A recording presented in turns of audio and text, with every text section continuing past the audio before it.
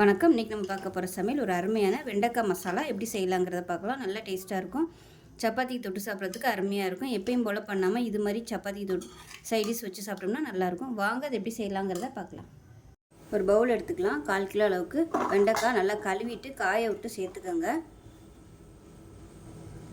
இப்போ இதில் 1 டீஸ்பூன் போல் உப்பு சேர்த்துக்கலாம்.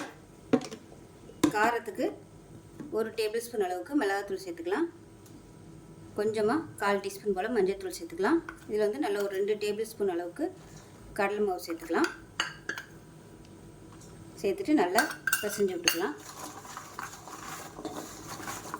அந்த வெண்டைக்காயோட ஈரத்திலே நல்லா எல்லாமே ஒட்டிக்கிறோம். இப்போ ஒரு பேன் எடுத்துக்கலாம். கொஞ்சமாக எண்ணெய் விட்டுக்கலாம். எண்ணெய் சூடானதும் நம்ம பரட்டி வச்சுருக்கிற இந்த வெண்டைக்காயை சேர்த்துக்கலாம். சேர்த்துட்டு எண்ணெயில் நல்லா வதக்கி விடணும் வெண்டைக்காயை.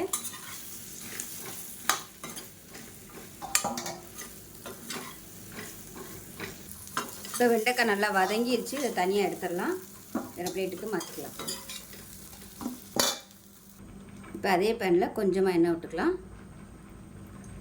எண்ணெய் விட்டுட்டு மீடியம் சைஸாக ஒரு வெங்காயம் இந்த மாதிரி சதுரமாக கட் பண்ணி வச்சுருக்கேன். இதை சேர்த்து வதக்கிக்கலாம்.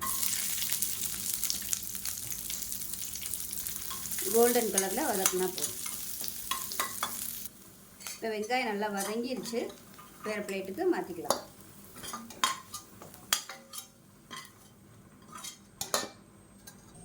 இப்போ அதே கடாயில் தேவையான அளவுக்கு எண்ணெய் சேர்த்துக்கலாம். இப்போ எண்ணெய் சூடாயிடுச்சு. 1 டீஸ்பூன் போல் சீரகம் சேர்த்துக்கலாம். பொடியாக நறுக்கின வெங்காயம் சேர்த்துக்கலாம்.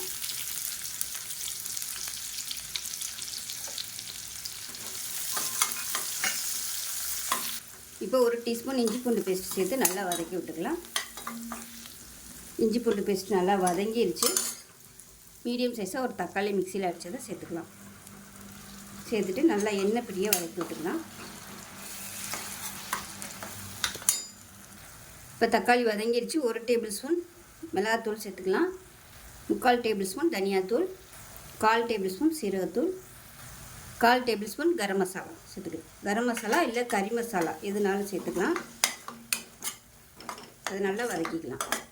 இப்போ இதில் 1 டீஸ்பூன் போல் கடலை மாவு சேர்த்துக்கலாம். இதையும் எண்ணெயில் நல்லா வதக்கி விட்டுக்கலாம்.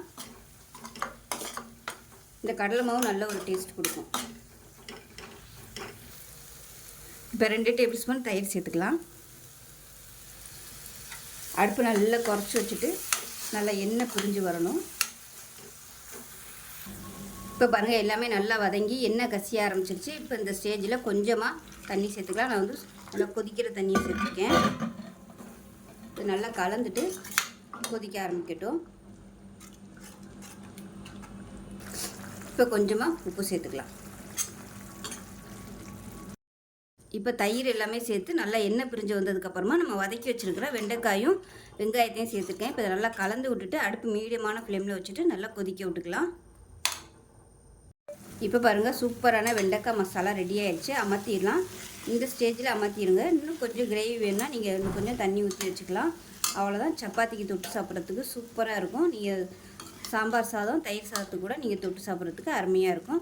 ஸோ செஞ்சு பாருங்கள். செஞ்சு பார்த்துட்டு எப்படி வந்துச்சுங்கிறத சொல்லுங்கள். வீடியோ பிடிச்சின்னா லைக் பண்ணுங்கள், கமெண்ட் பண்ணுங்கள், சேனலை சப்ஸ்கிரைப் பண்ணுங்கள், பக்கத்தில் பெல் பட்டனை ப்ரெஸ் பண்ணுங்கள். நன்றி.